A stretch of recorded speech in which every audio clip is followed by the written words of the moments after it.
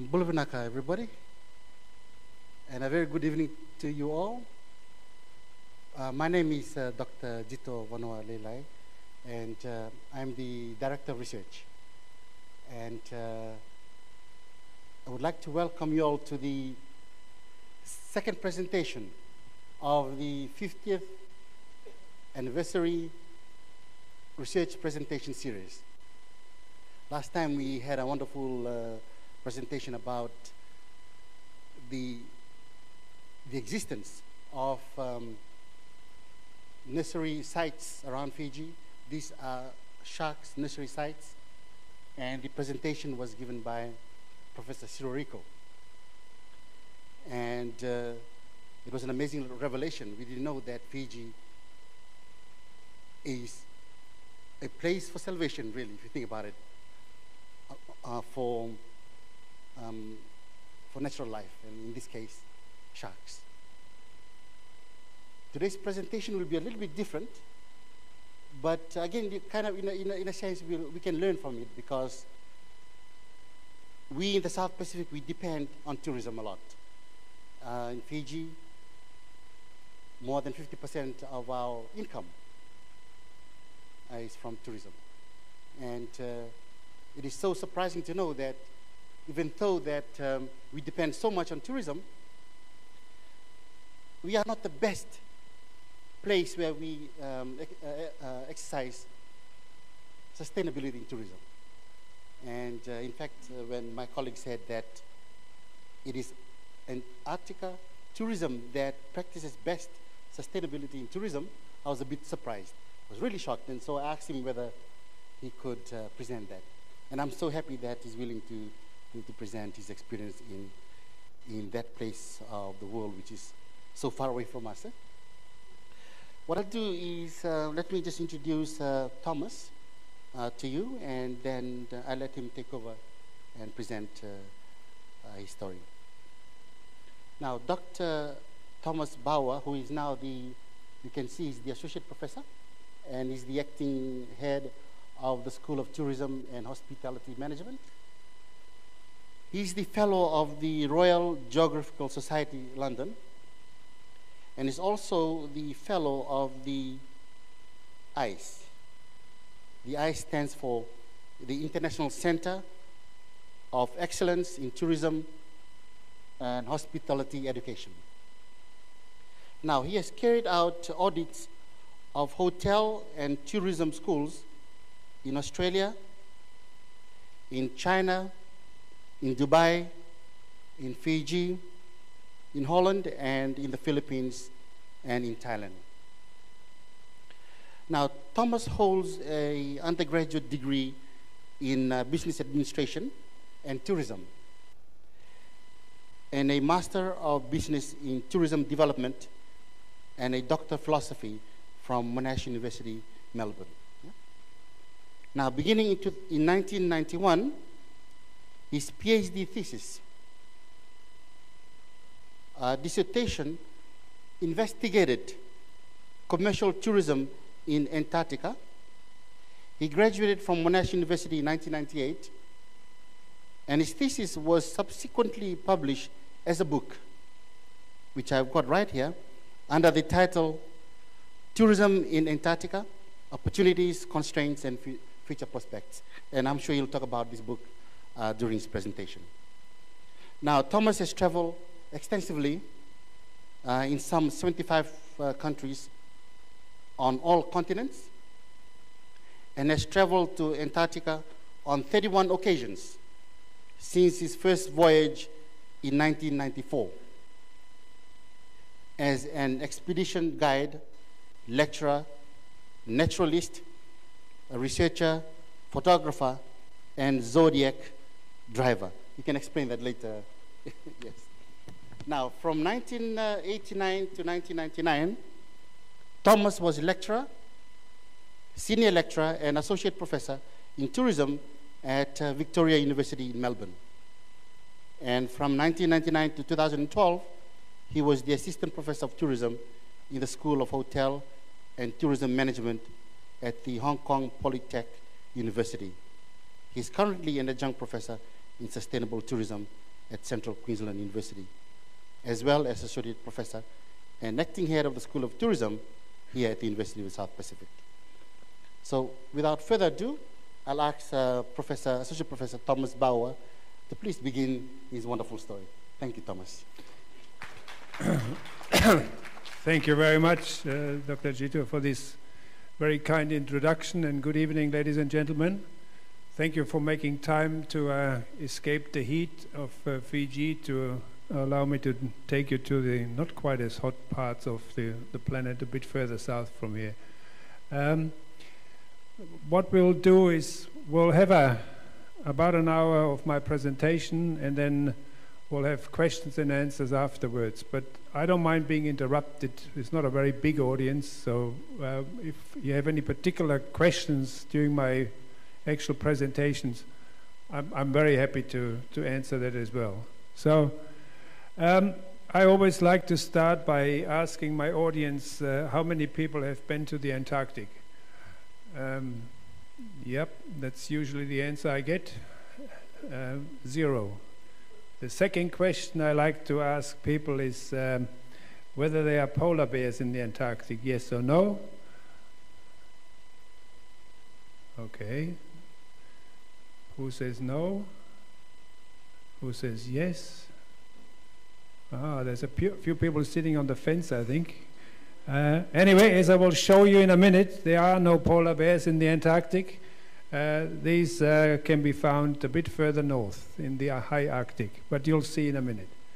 So my aim is tonight basically to make a bit of a link between the Antarctic and my extensive experience in Antarctica in the tourism field, and to try to encourage people who manage tourism in Fiji and the South Pacific to learn from what I've learned over the last 27 years of being involved in Antarctic tourism. As has been pointed out, back in 1991, I had just completed my Master of Business in Tourism Development at Victoria University in Australia.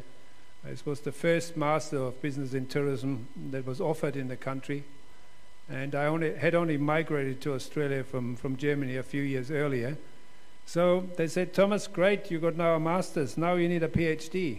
I said, what do you need a PhD for? Excuse me, can somebody explain what a PhD is, please? I come from a non-English speaking background. I've never heard of this concept. And we had a professor from America visiting, and he said, son, a PhD is a meal ticket. I said, thank you, sir. I understand a meal ticket, and thanks to the advice, I've been eating very well ever since. So, as far as there's a couple of students in the audience, so when we select a PhD topic, I suggest you be a bit bold. You go out there and you say, well, what is there that I can explore that hasn't been done before? Well, I was one of these people who did that. I knew absolutely nothing about Antarctica. I never had any interest in it, barely knew where it was.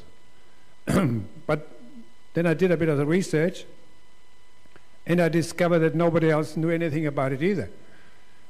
So I enrolled at Monash, and I had a sabbatical, so I looked around the globe. So where's the seat of learning for this particular stuff called polar tourism?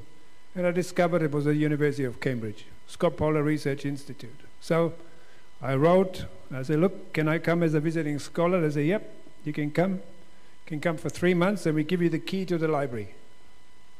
The library, well, we do have a library here, but our libraries these days are on our iPhones. Back then in 91 and 93, no such thing as internet. It was, literature search was one book at a time. Anything on tourism? No. Anything on tourism? Glaciology? Plenty. Tectonic plate movement around Antarctica? Yeah. Ice? Yeah. Nothing on tourism. So nothing had been written about it, and what little had been written about it, I discovered very quickly, had been written by people who had never been to Antarctica. So I said, well, there's a bit of a niche. They were carrying on, all the tourists are spoiling the Antarctic and all that. I said, well, If they've never been, how do they know? I said, well, this is like talking about the dark side of the moon. We all know it's there, but nobody's been there. Well, a few guys have sort of bypassed it in Apollo, whatever, 11. So I set myself the task to basically find out what is happening with regard to commercial tourism in Antarctica. I had to make connections, and this is another lesson for PhD students or any student. You have to make the right connections in order to advance your studies. And my connection was Dr. Bernard Stonehouse at Cambridge University, who was kind enough to introduce me to two operators who in 1994 took me on my first voyage to Antarctica, which was to Falkland Islands, South Georgia, and the Antarctic Peninsula. Normally that voyage would have cost $15,000, which as a young man I could not afford. So I was able to get first-hand experience. So after 2 voyages, I thought, well, I'm already ahead of the game because I have 2 voyages and all the other buggers who wrote about it don't know nothing about it, have never been, so good.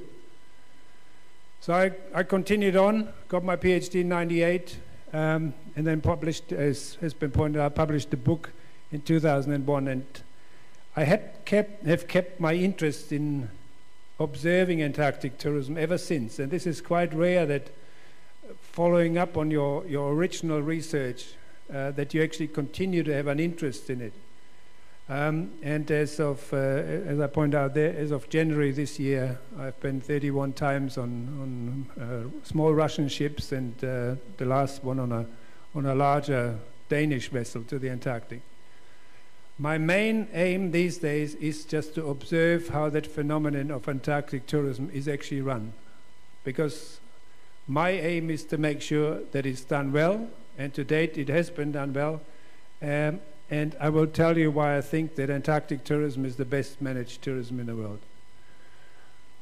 So my research interest was the tourism phenomena in the Antarctic. That is commercial tourism, that is for-profit tourism in Antarctica. I looked at the motivations of tourists. Why would anybody want to go there in the first instance? What were their experiences? So I did a pre and post survey. Then I did a comparison between ship-based tourists and those who overflew the continent. And you probably don't know what overflights are, but I'll show you in a minute. I had a rather good sample of overflight tourists. I think it was about 1,800. A bit overwhelming compared to the ship-based ones. The ship-based, I had about 150. The lesson from that was, if you're not there, nobody fills in your questionnaire. Even almost rhymes, eh? So you have to be there in order to get results, or you have to have somebody who's there for you to actually hand out questionnaires, collect questionnaires. I'm particularly interested in environmental impacts in Antarctica, because there are no social impacts, because there's no people. There's no economic impact in Antarctica, because there's no communities. There's no shopping or restaurants or bars or trees, for that matter. And I'm interested in the long-term future of Antarctica. So I conducted a Delphi study that looked into the future, 25 years into the future. I did that in about 95. So the 25 years are nearly up. I assembled a panel of about 35 experts from around the world. Again, in those days, it was sending a letter and waiting for the reply and hoping that you got a reply, and then following up, because you have to do a couple of rounds of research in order to fulfill the requirements of the Delphi study. But what this panel told me back in 95 has come true. And that means tourism is still, as predicted, ship-based, mainly in the Antarctic Peninsula. Let me take you to the Arctic first before I take you to the Antarctic, and tell you what the difference is. Well, the Arctic, high up in the north, frozen ocean surrounded by land, sovereignty by independent nations, and native populations. We take that for granted, that there's sovereignty over land and that there's somebody who lives there. As I will explain in a minute, well, that's not the case in Antarctica. So there we have Russia and Greenland and Canada and Scandinavia and Alaska somewhere up here. So basically land surrounding the geographic North Pole, which sits here, which is on water basically. Sometimes there's ice, sometimes there's no ice. But you can drive a ship all the way to the geographic North Pole. And as a tourist, you can also go, if you really like listening to breaking ice and not seeing much in particular, but it only costs you about $30,000 US. So great holiday, I think, but for some people, not for me, thank you. So there's your polar bears. I've only had one voyage to the high Arctic, but it's fascinating because you do have local communities and you have the polar bears and the walrus and all that. So it is a nice part of the world, but it is not as interesting, to me at least, as the Antarctic is. Antarctica, southern continent, 14 million square kilometers, covered by ice. At the South Pole, the ice is about 3 kilometers thick, 3 to 4 kilometers. So that's a lot of ice. It's an ocean, so it's a continent surrounded by frozen seas, and I'll show you some pictures in a minute. It's the highest, driest, coldest, windiest, and remotest of all continents. And it's not easy to get to. You can only get there basically in the summer month, and the summer is just finishing. I just checked the temperature at McMurdo today. It's minus 17 and snowing. Slightly different from outside. No native population. The only continent that has never had any human populations.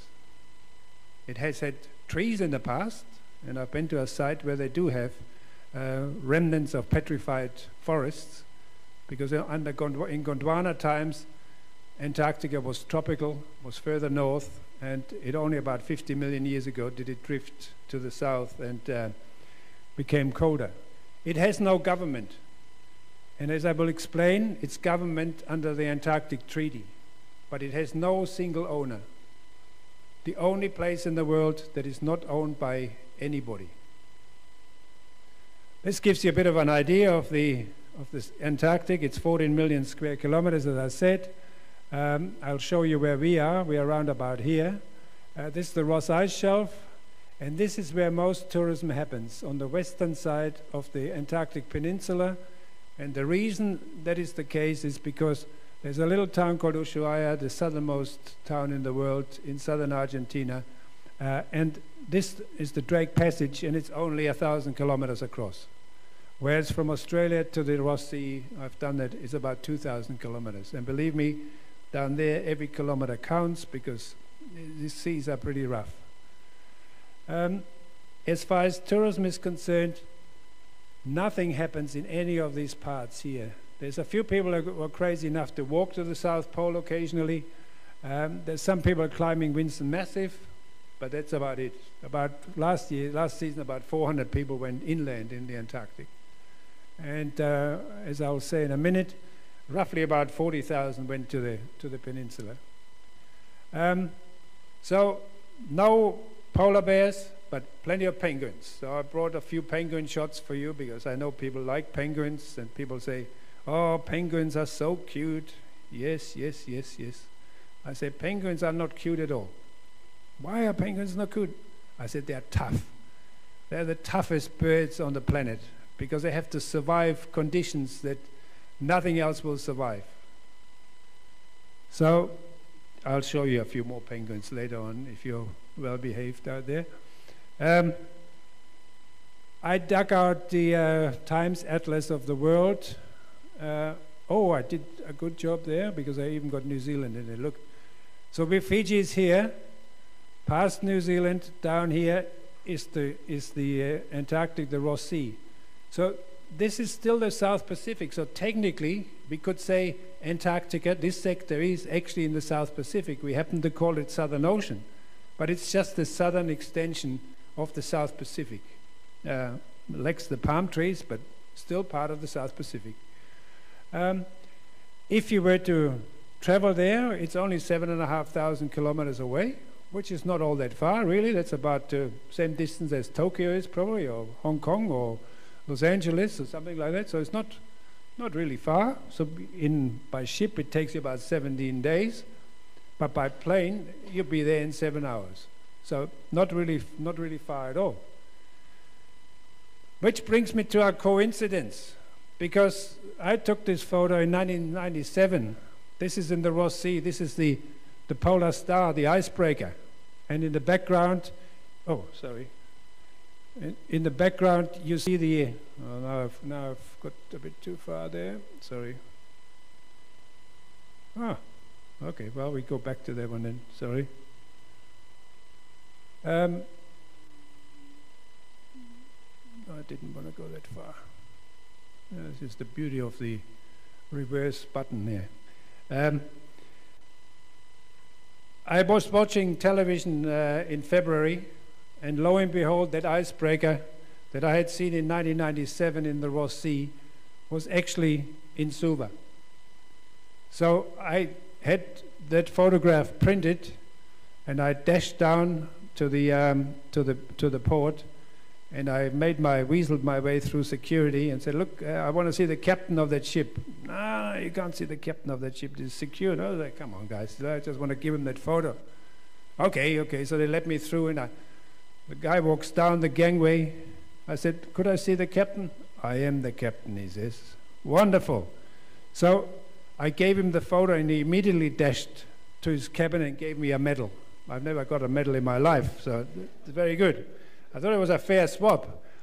But this is a pretty nice photo of his ship. Any captain loves a photo of his ship. And to understand where that was taken, where Mount Erebus is, this is in 77 degrees south, which is as far south as you can drive a ship. So we had a good swap. This is Mount Erebus, the only active volcano in the Antarctic. And here you see it gives you a bit of an idea of the sheer size of Antarctica. I went on 2 overflights to do some research. Overflights had sadly stopped in 1979 after they had been run for a few years because an Air New Zealand DC-10 smashed into Mount Erebus in the saddle there, killing 279 people. So it didn't happen for quite a while. And till Phil Asker from Croydon Travel in Australia restarted this series of overflights from Australia to the Ross Sea area, 12 hours non-stop flight, and I did some surveys on there. And the funniest part was that I asked, "So, what did you like, and what didn't you like about the experience on the flight?" And one person said, "Well, I was very disappointed. I didn't see any penguins."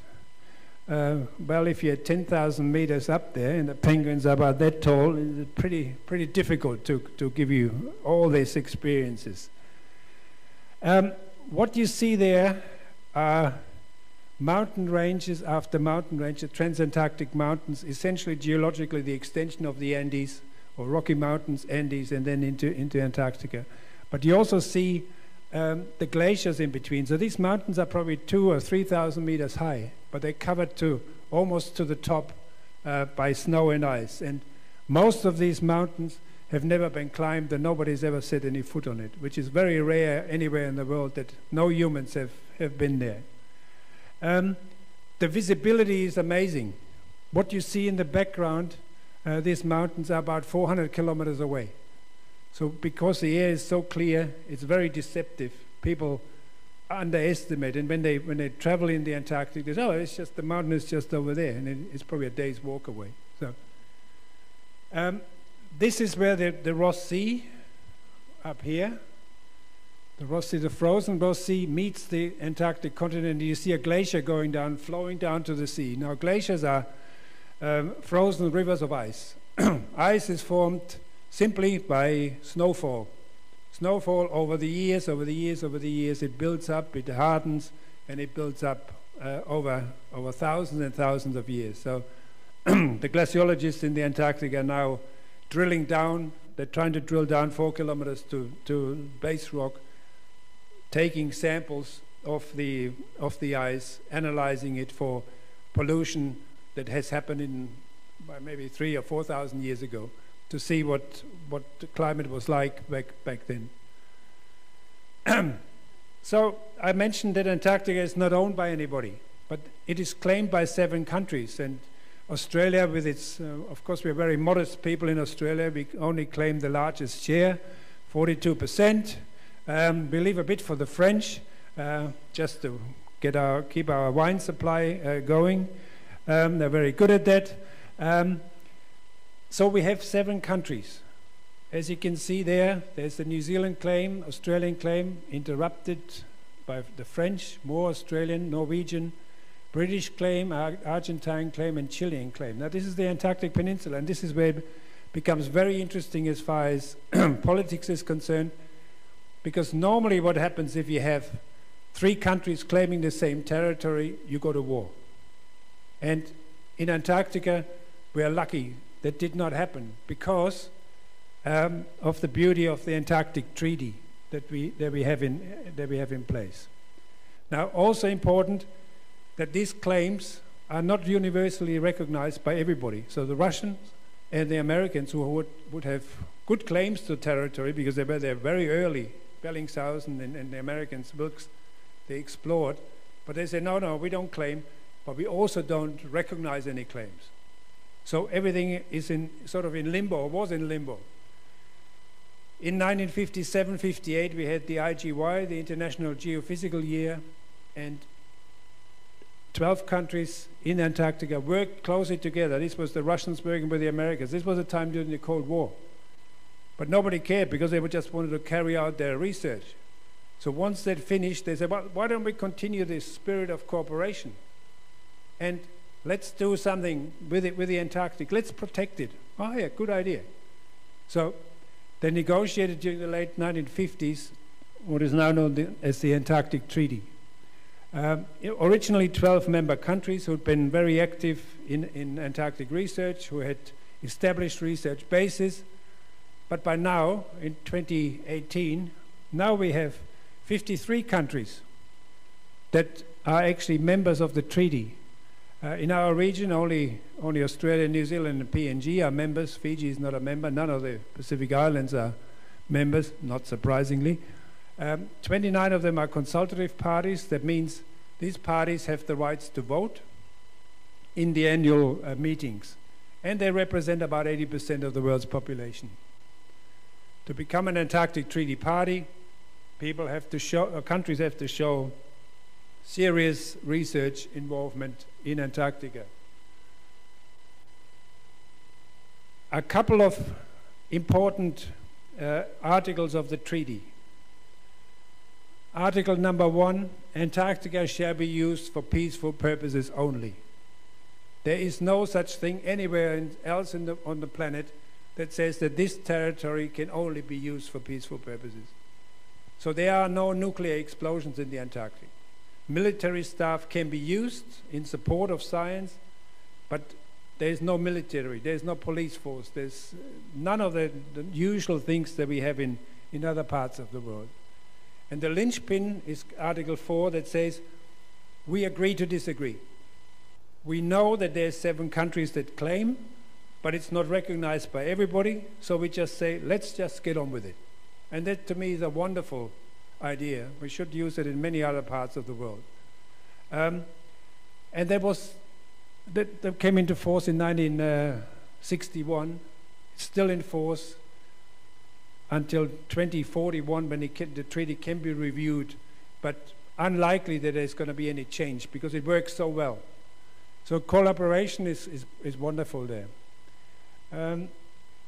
Interestingly, the original treaty does not mention anything about tourism, which is not surprising because in 1961, nobody thought that anybody would be crazy enough to want to go to the Antarctic for a holiday, right?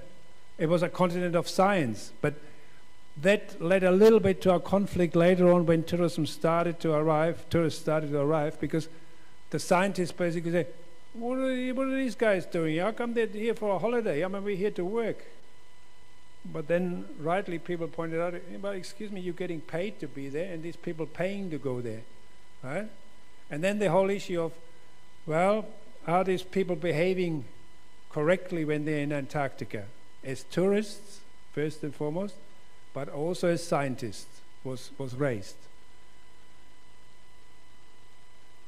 And coming out of that thinking, in 1991, we had the Madrid Protocol, which is an addition to the Antarctic Treaty. Basically, it enhances the treaty itself, which is only 14 articles. It's a very elegant piece of international law. So that particular piece, the protocol to the Antarctic Treaty, designates Antarctica as a natural reserve devoted to peace and science, requires environmental impact assessment for both, for all human activities, scientific and tourism. So if you wanted to establish an Antarctic base as a country, you still have to go through an environmental impact assessment, a full environmental impact assessment, whereas for companies that want to run ship-based tourism largely, they have to go to their national government and ask for permission before they are allowed to go to Antarctica. And they must prove that their actions don't have more than a transitory impact on the sites they visit. That means once the tourist activity is finished, there won't be any evidence of people having been there. That's the last ship I was on for 6 weeks. Tourism began in 1966 with Lars Erik Lindblad, an Swedish-American entrepreneur. He introduced the concept of Lindblad tourism, basically, which means it's education-based. It's not just a holiday. You're becoming an expert in Antarctica after you've come back from your voyage as well. There are large ships based with and without shore landings. There's some small ships, the bulk of them are below 200 passengers, but there's a couple of large ships that go down up to 500 passengers, and they are allowed to land passengers up to 500. Beyond that, they are not allowed to go to the Antarctic to land passengers. They can cruise past. There's some land-based and air-supported private expeditions, and the peninsula region is the region that is visited most for logical reasons, because it's not so far to go. Getting there can be tough, can be rough, and as staff we sometimes enjoy it, because when the passengers are seasick, we don't have to do too much work, don't have to entertain the guests, not so good for the guests. Sometimes we go across the Drake Passage and it's totally calm, and other times it's a force 10 or force 12 hurricane strength winds. So depending on, I've been across the Drake Passage, I don't know, 20, 30, whatever times in each direction. Sometimes you have a really nice crossing, other times it's absolutely terrible. But that's a natural barrier, so it keeps people away, which sounds, contrary to what one wants in tourism. We want to attract people, but it sorts out those people who are really dedicated, who really want to go to the Antarctic, right? And that means the type of people that go to the Antarctic are quite different. They are not your ordinary tourists. To start off with, it costs about $10,000 a ticket US, plus your airfare to go. So crossing the Drake can be a bit rough. Once you're there, can be a bit rough. We put the Zodiacs in there, and the wind blew up, and we had to put them back onto the ship, because safety first. There's no way of taking passengers into the Zodiacs, which seat about 12 passengers, when the weather is like this, because it's very bad if the passengers fall in the water. Water temperature is 0, seawater freezes at minus 1.8, something like that. So you last about, if you're lucky, 10 minutes before hypothermia sets in, and then it's not good for you. So we try not to do this. Interesting when we call off Zodiac cruising or landings, because the passengers have paid a lot of money, they go, hey, it's not so bad, I can sign a waiver. No, sorry. Yep. I had to drive Zodiacs 2 years ago in 40-knot winds with hypothermic passengers on board. Not a nice thing, and I don't want to ever do that again. There's a force 10 gale with a bit of an iceberg behind it. 90% of an iceberg is underwater, as you probably know. Tourism has developed quite a fair bit. 1981, there were only 2 ships in 1992, sort of when I started looking at it, about 10 operators, 12 ships, 59 voyages, and about 6,000 passengers. Last season, we had about 40,000 landed passengers, 6,500 they were just cruising past. But I always like to put things in perspective, and this is something that the early researchers never pointed out, that there were a lot of people around the world, like 1.3 billion international tourists last year. So 40,000 is not all that many, really. In the South Pacific, I think we had about 1.75 million tourists, and half of them came to Fiji last year. How do we manage Antarctic tourism? Because there's no law in the Antarctic. So we have the wonderful thing, the International Association of Antarctica Tour Operators, started in 1991. Same year I started my PhD, coincidentally. So fortuitous, I know all the guys there. And they came up with rules and regulations how to behave themselves. So the industry came up with the rules, subsequently adopted by the Antarctic Treaty parties, and these are the rules that we're playing by right now. Guidance for visitors to the Antarctic: only 100 passengers ashore at any one time, only one ship at every site, only 3 ships in every 24-hour period, no visitations between the hours of 10 at night and 6 in the morning, all to protect the wildlife. These are the guidance for visitors to the Antarctic. I won't go through all of them, but just suffice to say that we're not allowed to touch the wildlife, feed the wildlife, go anywhere near the wildlife, do not damage plants, don't walk on there's some mosses and lichens in the Antarctic, and don't bring any native plants, non-native plants and animals to the Antarctic. And we are very strict. We make people step into a solution to clean their boots before and after every landing. Keep a safe distance from all wildlife. The wildlife in the Antarctic, with the exception in South Georgia where we have fur seals, is not as dangerous as in the north, where the polar bears can really eat you. Penguins don't attack anybody. So always make sure that you're safe in the Antarctic, because you cannot expect a rescue service. So when people go there, they have to take out a special insurance to make sure that if something in a medical emergency, they're actually medevaced out, but it's very difficult in Antarctica because usually we're out of helicopter range. And keep Antarctica pristine. So this is the key, basically. We want to visit Antarctica, we want to have a look at it, we want to enjoy it, but we want to leave it the way we found it. And I'm very pleased to say, after all these years that I've gone there, this is exactly what we've been doing.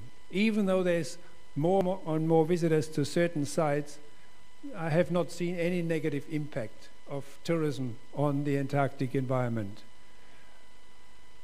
How do we minimize the impacts?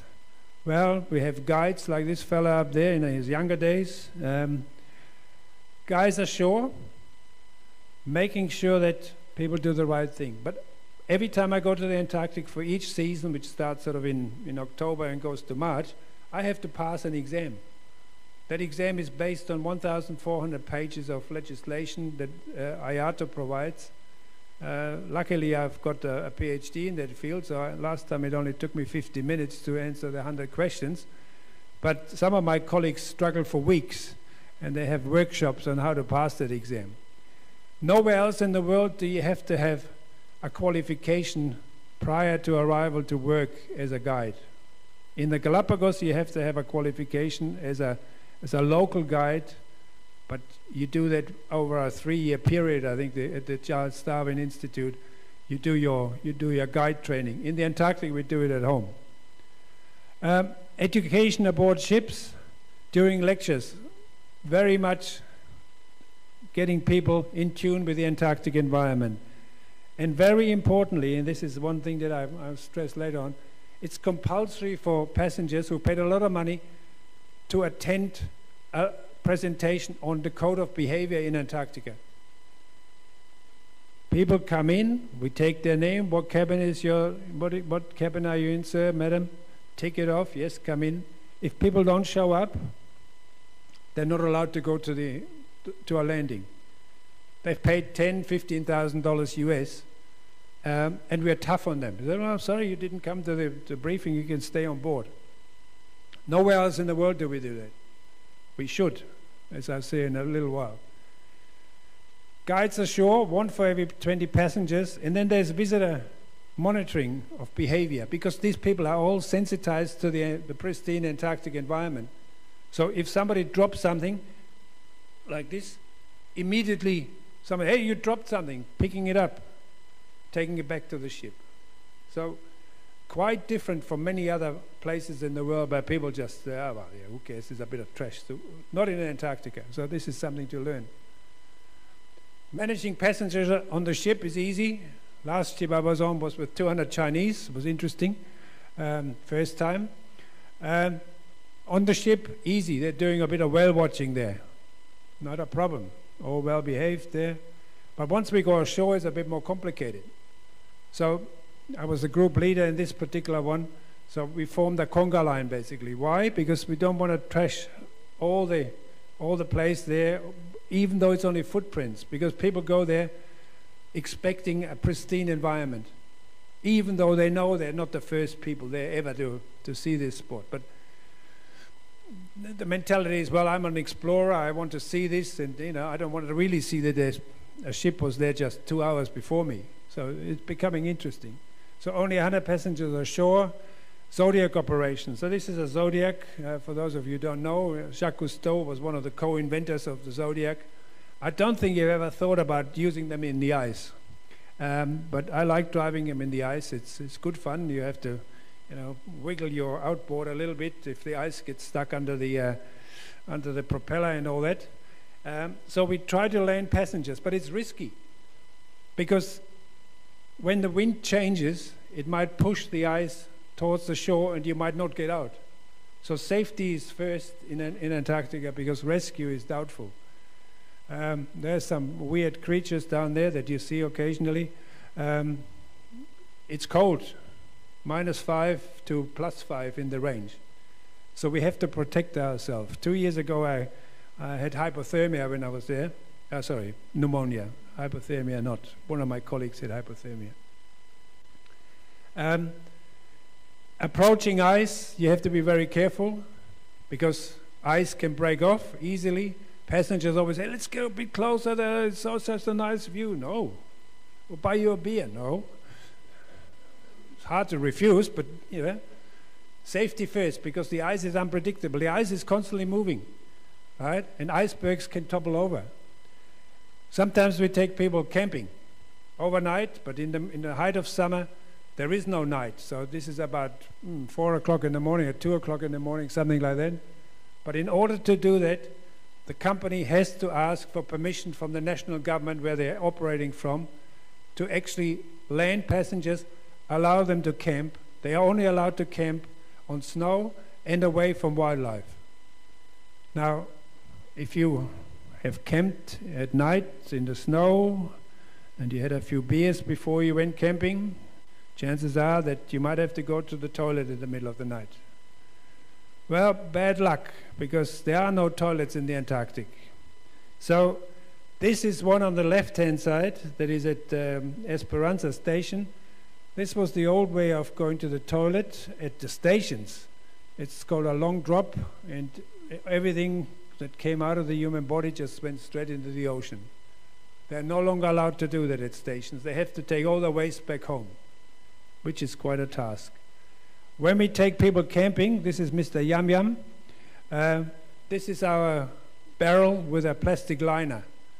So people come out of their warm sleeping bags, and we try, if there's a rock, we hide behind it. Otherwise, we build a bit of a snow wall. And then we have to tie it up as staff in the morning and take it back to the ship for proper disposal. So there's no waste left behind in Antarctica. Managing the tourist-wildlife interaction. Now, this is on South Georgia, which is on the way to the Antarctic. This was interesting because this was the first time I had traveled on such a large ship with 200 people, most of them Chinese. And you can see something there that I had never used in Antarctica, and that is a traffic cone. So we had to put traffic cones to keep our friendly visitors away from the wildlife, which was a new experience. Now, not many penguins there, as you can see, there's only one, but just around the corner there were a few more. This is the largest king penguin site anywhere. There's about 200,000 of these birds there. So we have to protect them, so we have to maintain a safe distance from them and have to make sure that the people don't go into these colonies. Only David Attenborough does that. And in Life in the Freezer, he all of a sudden emerges out of the penguin colony in South Georgia. Not the way it's supposed to be, but all right, he works for the BBC, so he's allowed to do this, I guess. So this is what I call the All Blacks versus the All Reds. And it looks like the penguins are attacking the tourists, but don't worry, they're quite all right. But we must maintain the distance. In the Falklands, we can get very close to wandering albatross. To black-browed albatross. So the bird sits there and you're standing there. But then there's still people with telephoto lenses that long. They still want to go a step closer. So we say, "Come back! You're not allowed to do that." So we have one guide for every 20 passengers to keep them in line. But there's no law against penguins approaching passengers. So if you sit still and you just wait, these penguins are curious. They say, "Well, I haven't seen one of those yet." So they come up to you and have a look, and there's no law against it. So nobody will get fined. And there are fines if for harassment of wildlife. You can get fined $10,000 under US legislation. But if you're just patient, no problem. And that's my knee there. So this fella is checking out, and the other one is checking out the bag of another passenger. So no law against that. Different types of penguins. There's 17 different types of penguins. This is a Gen 2, and the way it works, one partner sits on the egg or accompanies the young, while the other partner goes out to sea and fishes. Now, sometimes that's quite a challenge, because I've been to places where it took me 20 minutes to walk from the nesting site to the beach, and my legs are a little bit longer than the penguin legs. So incredible effort to get the food for the young. The dedication is unbelievable. That's why I said these birds are, they're sort of cute, fair enough, but really, they're incredibly tough. The adaptation to the cold and the gathering of food is phenomenal. That's what I like, but unfortunately, survival of the fittest. This is a chinster penguin, and usually they can only raise 2 young, maximum. Now there's 3. One of them is going to die. That's survival of the fittest, unfortunately. You can't see it, but this is out in the ocean. There's a leopard seal, and I'll show you a photo of a leopard seal. Leopard seals are the fiercest predators apart from the orca in the Antarctic, and they like to snack on penguins. They shake them out of their skin, and it's quite a spectacle when you see it. Not good for the penguin, though. These are all Adelie penguins. They just discovered a new colony with 1.5 million birds. Now, how they had overlooked that colony for the last 50 years, I have no idea, but now they use remote sensing from satellites, and they spotted that penguin colony just to the north of the Antarctic Peninsula. There's predators. This is a skua, and the skuas always are after some either young chicks or after some eggs of the penguins. Basically, the penguins can make a bit of noise and try to fend them off, but at the end of the day, they always lose and get their eggs stolen. This is the most beautiful bird in the Antarctic, the snow petrel. Not all that many around. Now, this is something that we used to do.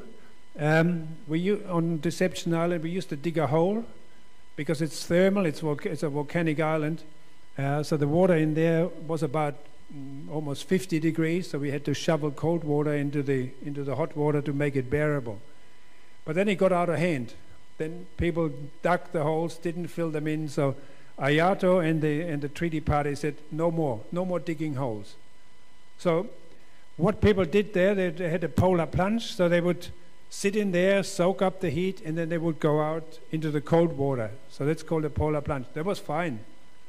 Now we've removed the hot water and people just jump straight into the cold water. So I said, not me, thank you very much.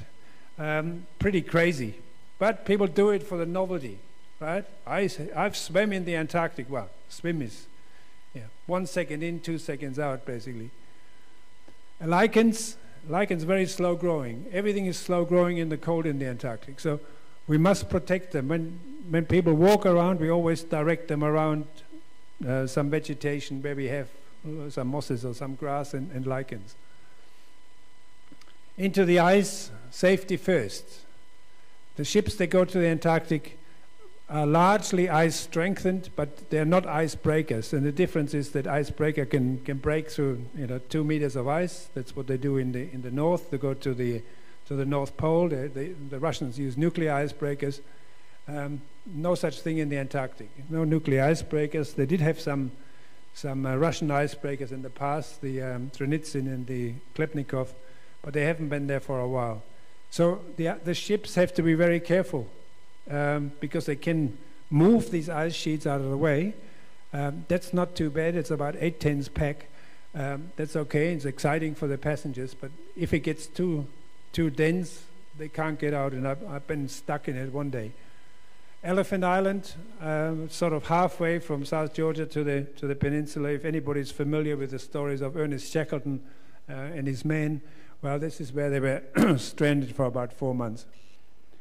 Some people go sea kayaking, very environmentally friendly, but very cold.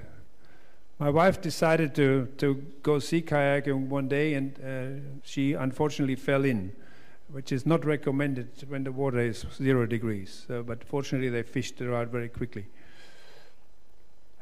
So pretty exciting stuff to drive a Zodiac in the snow, in the ice, but always safety first. This is a lovely vista, but passengers want to get closer. We say no, can't do. Antarctic whale watching. There are guidelines of how close we are allowed to approach whales, humpback whales usually that we see, or orcas. But there's no guideline for the whale. So the whale can come any distance from you. So this is taken from the Zodiac and you can touch the whale basically. We didn't, of course, but quite an amazing experience. So when I see passengers and they go, oh, there's a whale, the whale blows over there. I say, yeah, lovely, isn't it? You know? Once you had that experience, whale watching takes on a new meaning. Or if you see them like this, this is in 65 South, or you have a humpback bubble feeding there. It was pretty nice experience. Now, unfortunately, in the bad old days, starting in about 1820, whales were hunted. And in South Georgia, they killed about 175,000 whales for their blubber. And they nearly wiped out all the stock, so the stocks had crashed, and in 65 all the whaling basically ceased in South Georgia. You still see some remnants of the bones there in Antarctica, and it's a very sad sight. This is a curious leopard seal. That's the one I was talking about before, who likes to snack on the penguins a little bit. He followed our Zodiac for about half an hour, even though I sped away, and he came back. So I had to grab my paddle and say, look, guy, if you're coming any closer, I know you're a protected species, but I have to protect the species that's sitting in my Zodiac, and there's about 12 of them. It's going to be you or us, so I'm sorry, it's going to be you. So anyway, you've got to be on the alert there, because these are pretty big animals. There's a few others that are big, the elephant seal, but they make a lot of noise, but they're pretty harmless, really. They lie on top of each other, and penguins, for some reason, don't get squashed by them. They get out of the way, so peaceful coexistence. That's an iceberg that had toppled over. You see the dipples there, basically, and snow had fallen on it near Elephant Island. A couple of shots of an evening there, and just to give you an idea of the beauty of the Antarctic. When I did my research, the biggest change from before the visit and after the visit in the image that people had of the place was the scenery. Because penguins, yeah, you can go to a zoo and you can see penguins, right? A seal, you can sort of imagine you can go to a zoo and you see what it looks like. But the sheer grandeur of the Antarctic, the scale, these mountains coming right down to the sea, all snow-covered, or icebergs. We passed one iceberg just in January that was 34 kilometers long. I think it ranks something like the 10th longest iceberg ever recorded. It was a piece of Larsen ice shelf that had broken off. But just some solitude, sitting there, watching the penguins is fantastic. South of the Antarctic Circle of 6633, there's still some Antarctic huts that is from the heroic age, basically, dating back to the 1950s. This is in about 65 south, Antarctic shacks. Look like penguins, but these guys can actually fly. And that's the Lemaire Channel. It used to be called the Kodak Gap when we used film. First time I went there, we still used film, and I took a lot of slides back then.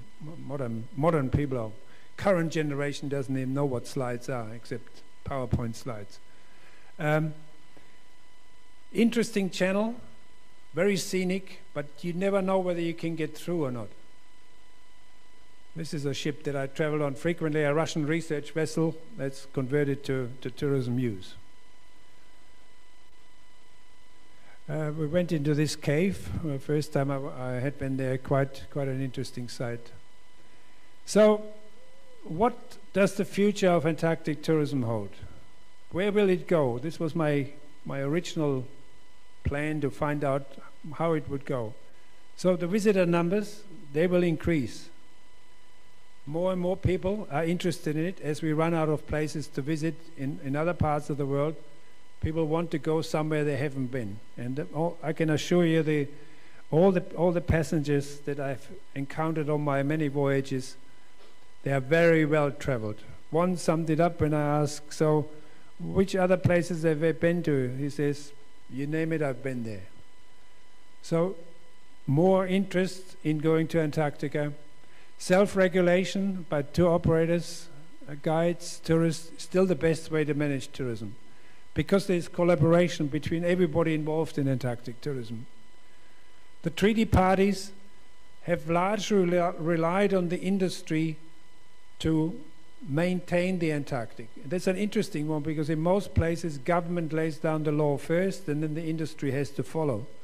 In Antarctica it's the other way around. It's the industry that has actually led how tourism is conducted, and that's a wonderful thing to say, and it's great to see that industry can actually work for the benefit of the destination. Nevertheless, the treaty parties will closely monitor and will make sure that the Antarctic is protected. Now, some of you might be interested in climate change. I usually get asked the questions. I do the preemptive one here. Yes, the peninsula is warming faster than just about any part of the world, about 2.5 degrees over the last 50 years.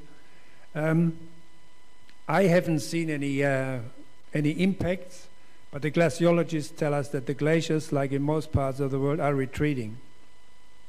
I certainly have seen the glaciers retreat in South Georgia, which is in the South Atlantic, and they're really miles back from where they used to be a few decades ago. So there's further north from the Antarctic certainly happening. In Antarctica proper, in the peninsula, yes, there's temperatures have increased, but in the rest of the continent, remembering that it's 14 million square kilometers, there is no evidence that the ice is melting or anything is happening. Now, new markets. When I started this research, there were no Chinese tourists. There were no Japanese tourists. Then a few Japanese tourists went in the 1990s. 10 years ago, I looked it up. I think there was about 80 Chinese maybe went to the Antarctic. This season there were 5,000. This whole ship was only Chinese. Amazing transformation that a country like China, and I lived in Hong Kong for many years, I know a little bit about this part of the world, It's amazing how they all of a sudden have come up as becoming international tourists. I think by 2020 we expect 100 million outbound Chinese to the remotest parts of the world. So I think Antarctic tourism is the best managed tourism in the world. And I tell you, give a couple of hints what I think we can learn from it. It's only possible because everybody works together. So collaboration between the treaty parties, between the ship owners, the IMO, International Maritime Organization, the tour operators, the tour guides, and the passengers. They all want to preserve the beauty of Antarctica for future generations. Now this is something that we really have to take on board in other parts of the world, that working together helps. So I'm suggesting to collaborate with all governments in our region, the tourism industry, local people in the region, to maintain the beauty of the South Pacific. Very important. Nobody can do it alone. The government can't do it by itself. The industry can't do it by themselves. But we have to get everybody on board to make sure that our environment is protected. So keep your environment clean and rubbish free and apply a zero tolerance for those who do not comply. And I've put there my zero solution. It worked beautifully in Hong Kong. We had SARS in 2003, and before SARS, Hong Kong was pretty filthy. Then the government decided we wanted to clean up Hong Kong, so they just simply added a zero to the fine. So 150 became 1,500 Hong Kong. So that's why I'm saying, when I see the rubbish lying around Fiji on the way to dinner on the side of the road, and the good Prime Minister on television says, oh, please don't litter. No, not good enough. If the people don't want to listen, you fine them out of existence. You fine them $400 first offense. Nobody tells you to litter. Right? And you'll see how clean this island and other islands in the Pacific become. But if you always say, it's not so bad, you know, you $40, you can, come on, I know I can't afford $40, I'm sorry, too bad. It's $400. Otherwise, I buy you a t-shirt that says, I'm a litter buck. And I make you walk up the highway. Right? Don't hesitate to be tough as government. The environment has to be clean. There's no reason to litter. And on this campus, especially, this is the most beautiful part of Suva. Right? And it's a botanical garden, and our students still throw rubbish around. If I had any say, I would send them somewhere. Would make sure they don't continue with their studies. Create ambassadors for your islands who will talk about your place and who will want to come back if your environment is clean. People who come as far as Fiji or as other islands in the Pacific, they have seen the world. It's not their first destination. They know what a clean destination looks like. They come from Europe, which is clean. Right?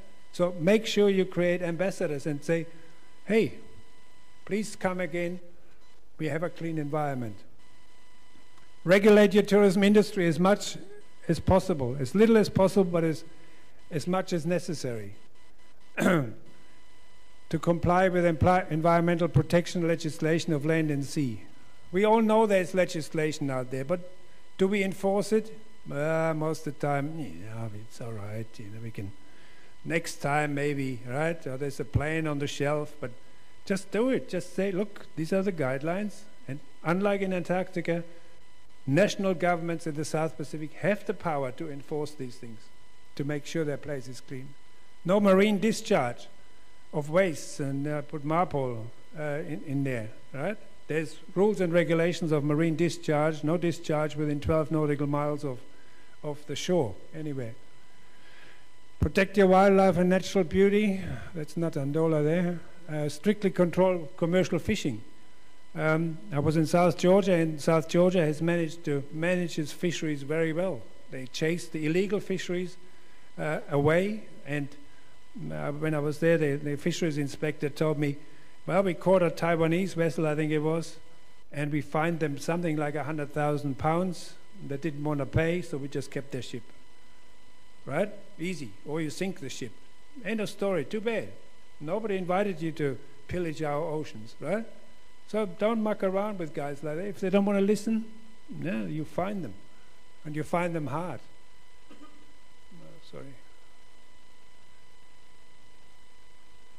So the managers of tourism destinations and of tourism sites need a sound understanding of the sensitivities to disturbance of sites that are used for tourist purposes. Now this requires ongoing research, it requires primary research, what is there, and then it requires monitoring. Ongoing monitoring.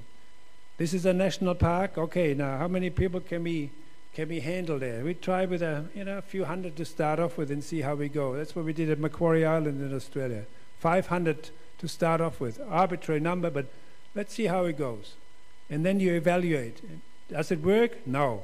Okay, then there's only 200. If it works, well, maybe we can increase it to 1,000, looking at the carrying capacity. Most important, I think, is that educating the tourists of how they have to behave when they visit a natural site or indeed a cultural site, whether this is a village, whether this is a mosque, whether this is a church, or whether it's a national park. People need to know what is expected of them before they are allowed to visit a site. So for national parks or for any sensitive site, I would say people, like in the Antarctic, have to be set down. Okay, good morning, ladies and gentlemen. You're now about to visit such and such a site. Let me introduce you to the code of conduct for visiting this site. Right? Those who don't want to listen, they're just not going to visit the site. Too bad. Go back home. Right? Somebody else will visit who wants to listen, because we have to protect the sites. And if sites are particularly sensitive, visitors should be accompanied at all times. That happens in parts of the world, of course. In Egypt, you have to have a local guide to guide you through, to make sure that you don't do the wrong thing. Okay, sorry. Connecting Antarctica and the South Pacific, creating ambassadors. This is the very first palm tree planted in the Antarctic, and I bought it. I bought it in Hong Kong for about $20 US, or no, maybe less than that, $10. Then we planted it in the Antarctic, and then I auctioned it off afterwards after I signed it for $500 US to save the albatross. So, first palm tree in the Antarctic in probably about 50 million years. So, not bad. I'm advertising there, promoting conservation. This is a cassowary flightless bird in the part of Australia where I live. That's a symbol for environmental protection and protecting penguins there. So the message is keep Antarctica and the islands of the Pacific beautiful as they are. And I'll be keeping an eye on Antarctic tourism for the foreseeable future. Not sure which company I'll go with this year, but I'm most likely going again, just to make sure that if I spot something in the Antarctic that's not the way it should be, I blow the whistle. I say, hang on a minute, I got enough connections around the world to be able to do that. This is not on, we cannot do that, right? A few years ago we had a ship that was polluting the air. Unfortunately, I worked for that company at that time, and I stirred up the passengers to write a few nasty letters, and I got a little bit into trouble, but I didn't care. I don't need the money to go there. But so that's my role. That's what I want to do, and that's what I do here as well. If I see something that destroys or impacts negatively on the environment, I speak up. So thanks very much for your attention, and happy to answer any questions.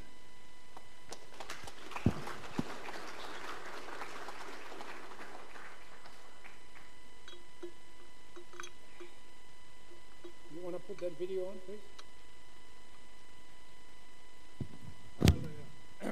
As the background to the questions, I dug out one of my videos, video clips. Back in '94, my first voyage, to my colleague at Victoria University said, Thomas, why don't you, you're a photographer, why don't you also take a video? I said, I've never taken a video in my life. He said, it doesn't matter. Night before departure, he comes around, says, there's a camera, there's a tripod, and there's high-8 tapes. I said, I don't use any tripods. I only hand-hold cameras. So I filmed 13 hours of video, and then I produced a 105-minute video, which everybody said it was too long. But National Geographic liked it, so they bought some copies. And I said, this is for $49.95, this is the cheapest way of seeing the Antarctic, right? Now, you're in luck tonight because I only brought 22 minutes of that video. And I only want to play it as a backdrop so you got something to look at while I can answer your questions. So, if you have a question, we've got a roving mic up there, and it's going to be passed around, please. If not, you can just watch the video. Yes, please.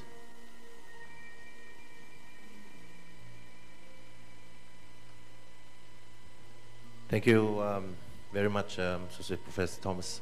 It's a very inspirational presentation. Just a request, please take me to Antarctica when you go this year. Anyways, I can sign you up. Oh, thank you. But you have to sign the check first. My question is, it's very interesting because it's also easy to control because it's a high-end tourism, yeah. And also there is a very strong barrier to access it, which makes it a little bit different from us. In the Pacific. But my question is there any interest for mineral exploration in the Antarctica? Because as I see, they're like, maybe the other countries are viewing it like, oh yeah, we're not interested. But once they find something valuable, it might become one of the biggest threats. Okay, thank you for that question. There was a question that was hotly debated in the 1980s. Because Antarctica is part of Gondwana, just like Australia is, just like South Africa is, and India is, and all these countries are rich in minerals. Australia got coal, gold, and all that sort of stuff. So the thinking of the treaty parties was, well, there might well be something in the Antarctic, so we tried to negotiate a minerals regime that would preempt basically any mineral exploration, so the guidelines would be in place. Then, in about 1989, the Australian government said, no, we're not going to sign up to that treaty. And under the Antarctic Treaty, everything has to be unanimous. So all the treaty parties have to agree to it. And Australia and France, they said, no, we don't want that. And out of that discussion came the Madrid Protocol for the total protection of the Antarctic. So now, as it stands, under the Madrid Protocol, there is no mineral exploration allowed in the Antarctic. And I was on the ship for 6 weeks with a professor of geology from Aberdeen University, and he debunked the idea of all these mineral deposits in the Antarctic. And he gave one example of copper at one place, Horseshoe Island.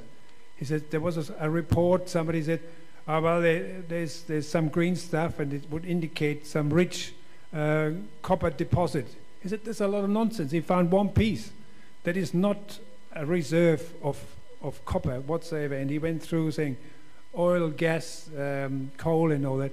Basically, there's no evidence that there's anything that he could exploit, certainly not exploit commercially, because the cost of doing business in the Antarctic, the winter is so severe and all that, it's quite tough. Now, the issue is that all the treaty parties that have signed up to it, they say, well, we're not interested in that anyway.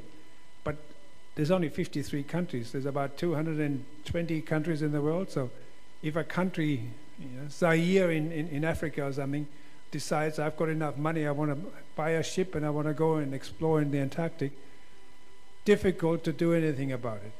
Technically, it's a free continent. Anybody can go. Greenpeace set up a base there years ago without any permission, basically. But when I was at Cambridge, a former Foreign Office gentleman, John Heap, who was then the director of Scott Polar, he said, well, Thomas, Pakistan tried that. They wanted to just go to the Antarctic without joining the treaty. He says, look, what we told them, yeah, okay, you can go, but don't come to us for any advice, right? And Antarctica is such a hostile continent that unless you know how to survive there, there's nothing that you can buy. you have to have the technology with you, you have to have everything with you.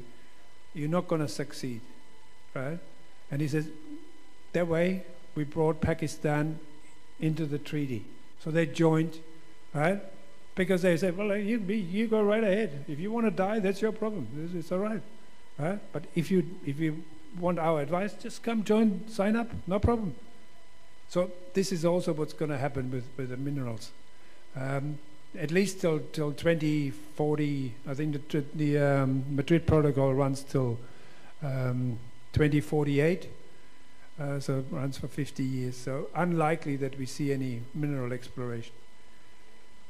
Coal is plentiful around the world, and we're phasing it out. We're all going for solar power, wind, and renewable energy. So Australia got plenty coal in other parts of the world. It's far too difficult to go to the Antarctic. So to his knowledge, this is my friend MacDonald in Aberdeen, he says he's never seen a credible scientific report that actually says, yes, there are significant exploitable reserves of minerals in the Antarctic that would make it worthwhile looking at doing it. So does that answer your question? Or are you on your way soon to explore? Any other questions? Yes, please. Can we get the mic down here, please? Oh, sorry. We'll come back to you. Thank you. There's the lady over there, please.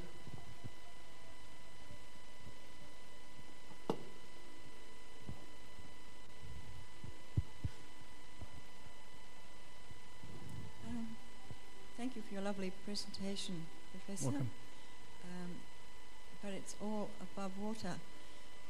Does anybody do any underwater exploration there, either in dry suits or in propulsion vehicles or in other vehicles underwater, and take photography?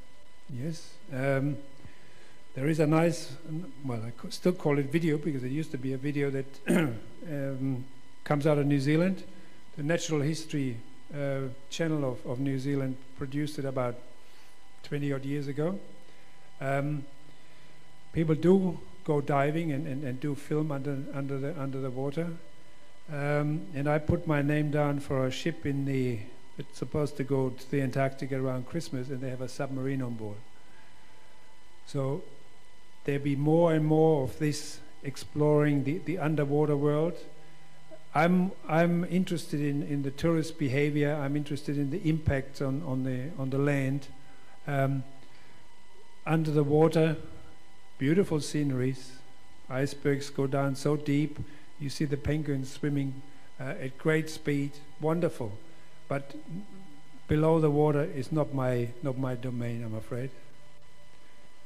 Just one other question. Are there likely to be wrecks that would be preserved in depths that are possible to reach by conventional diving means? And they'd be well preserved by the temperature? There's 2 wrecks. Well, there's 3. One is the Endurance of Shackleton, which has been under the sea for 100 and something years. Nobody sort of knows exactly where it is. It was sank in the Weddell Sea, and it drifted north. So somebody might well look for that one, a historic wreck. Then the other one is the Bahia Paraíso, which sank, and I think it was 1978, 79, off Palmer Station, an Argentine vessel. And then there's the Explorer that sank in the Bransfield Strait in 2007. So a couple of recent vessels are still at the bottom of the ocean.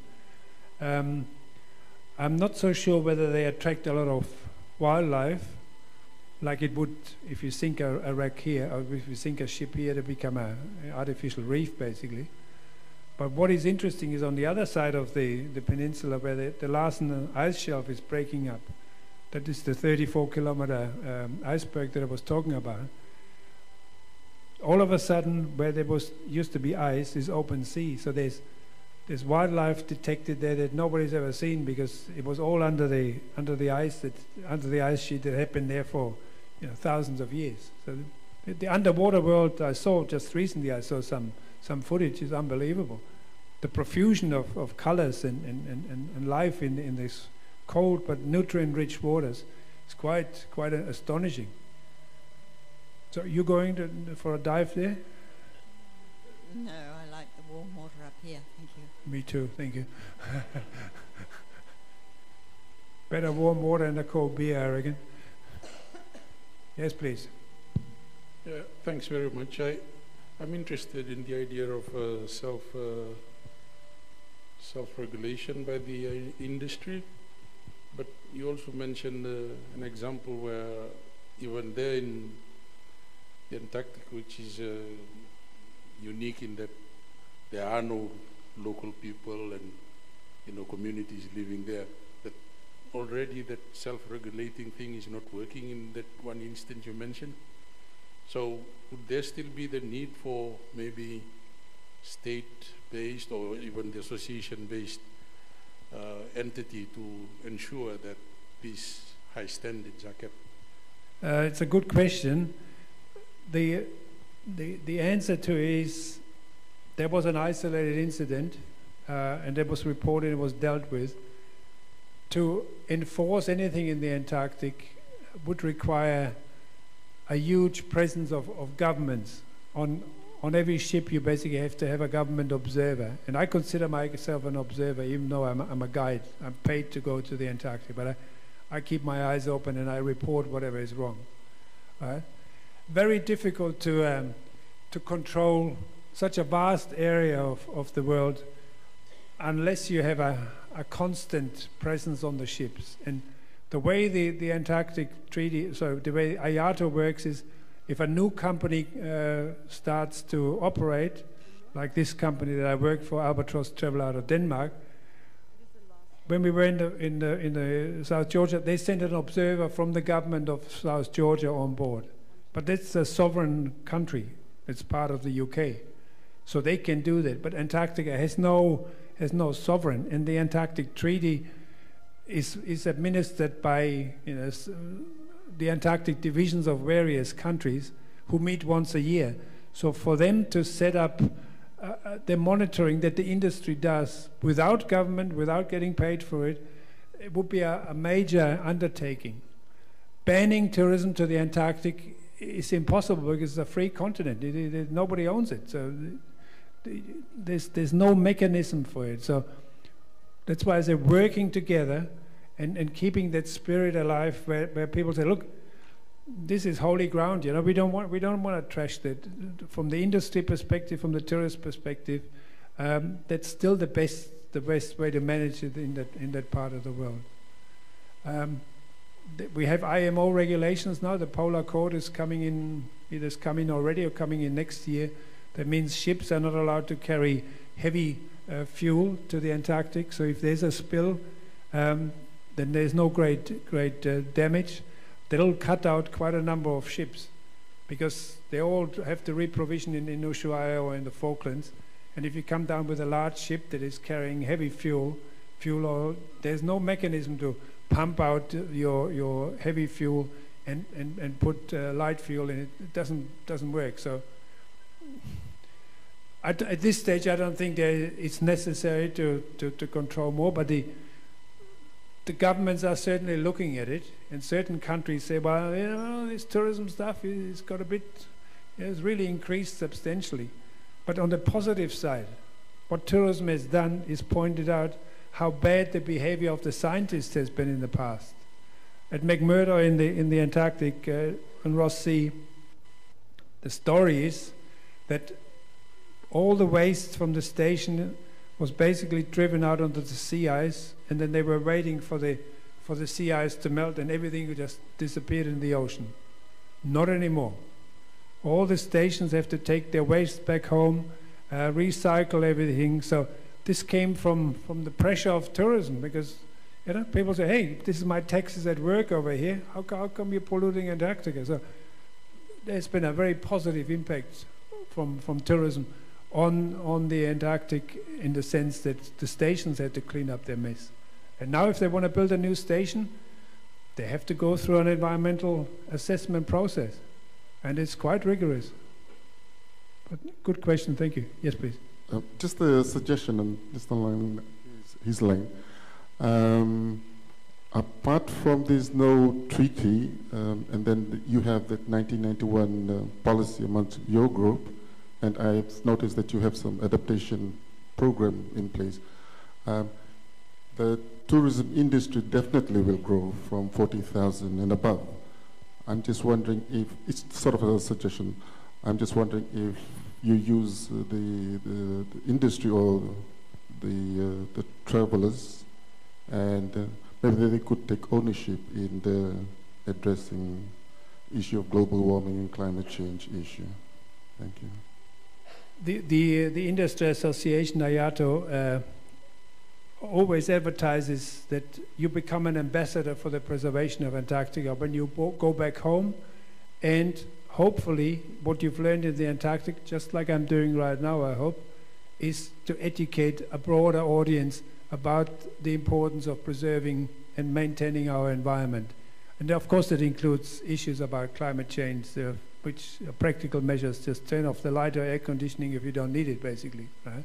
So if you go on their website, which is iata.org, you see their mission statement is to basically provide safe and interesting travel to the Antarctic and sustain the Antarctic environment indefinitely and create ambassadors for Antarctica. That's why I said we want to create ambassadors for the South Pacific for tourism, but we can only do that if we're actually delivering a clean and healthy environment. If we don't, then people will say, well, I don't really want to be an ambassador to a place where there's rubbish all over the place, or where there's a sewage outlet into the sea where I just snorkeled, for example. That ambassadorship is an important thing. Any other questions, or you? Yes, please. Yep.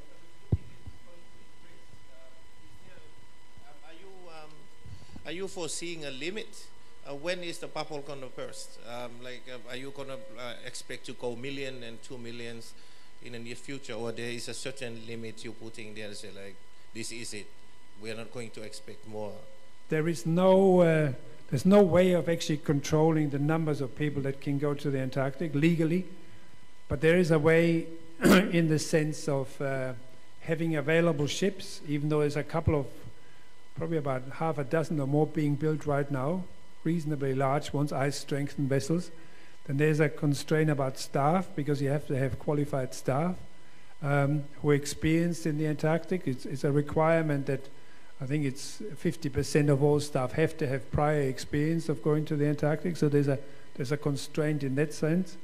At present, the area that is actually visited in the peninsula is about 600 kilometers north-south, on the western side of the Antarctic Peninsula. Now in January, I dropped down to the below the Antarctic Circle at 6633 south.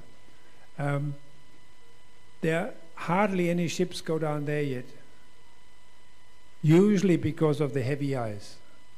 There was hardly any ice when we went there. So in the age of climate change, we might well be able to go further south in the peninsula without any great difficulties. And there's dozens of potential sites that people can visit safely, and very interesting down there. So the numbers will go up, but eventually it'll spread further south. The way it is actually happening, the way it's regulated is, I think it's June 25th or something, the bidding starts. So they say, these are all the sites that we have open, and these are the dates.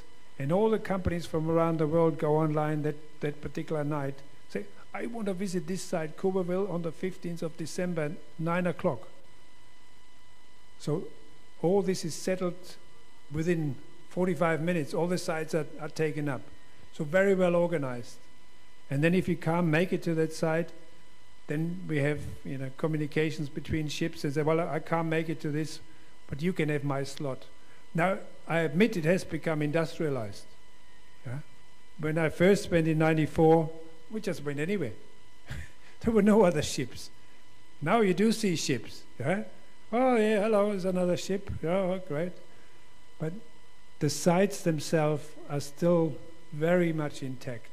And I was part of the of a project that through Scott Polar, Project Antarctic Conservation, and they set on one of the islands there, monitoring penguins, and they discovered that the site that was visited by people actually had a higher breeding success than the site that was not visited by people. Now that sounds great, but I tell you the truth, because the site that was visited by people didn't have as much skua predation. The skuas all were on the other side where no people were interfering with their feeding. So sounded good, but still that site had 4,000 penguins in 95. It now has 9,000 penguins. So when you read that penguins are dying out, don't believe a word. Plenty of them down there.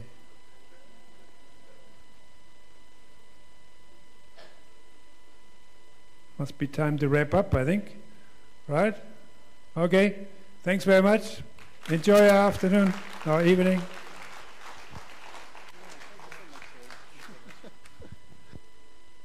Thank you so much, Thomas, for that wonderful presentation. I'm sure that each one of us will go back home with some points that you've raised and share those points with our colleagues, with our institutions, and so forth. But thank you so much for that. And thank you for coming today, ladies and gentlemen, for those who came from the government and from our overseas friends from Europe, from Japan. Thank you so much for coming and share with us this wonderful presentation. Thank you so much. And please, let us show our appreciation to Thomas in the usual way. Thank you. There's something to eat out there just to make you warm from the cold Antarctica.